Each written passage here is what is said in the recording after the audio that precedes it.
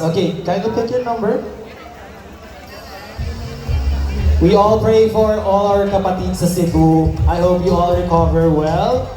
And kung meron tayong tulong na maibibigay, let us help them po. And going back to our competition, your photo number is photo number 4. And your 1 minute starts now. Defend Press. Sa panahon ngayon na punong-puno ng fake news ang ating bansa, lahat tayo ay nagkakaroon ng maling impormasyon.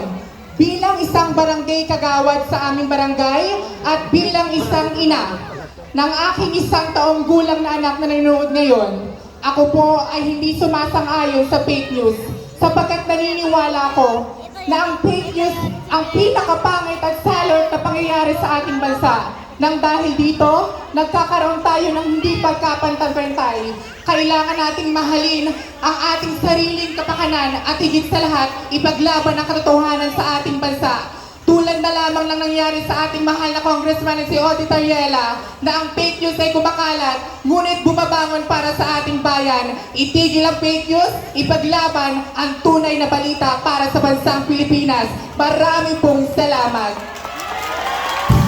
Well said, thank you so much! Sa ating lahat, bilang isang barangay kagawad at bilang isang ina o trans mother sa aking isang taon at 6 na gulang na anak, ang ambag ko po sa ating lipunan ay leadership. Dahil naniniwala po ako na walang dahilan at walang kasarian para matuto at maging mabuting ehemplo sa lahat. Dahil tulad ko, bilang isang ina at trans mother, ipinakita ko sa aking anak hindi lang ang pagiging leader, kundi ang pagmamahal. Dahil ang tulad kong isang ina at LGBTQ ay niyakap ang hindi ko kadugo at naging isang tunay na ina.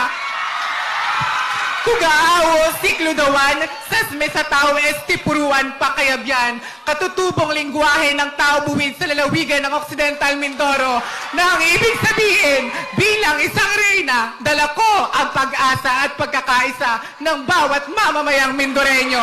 Marami pong salamat. Thank you so much, the Reina from Mamburao.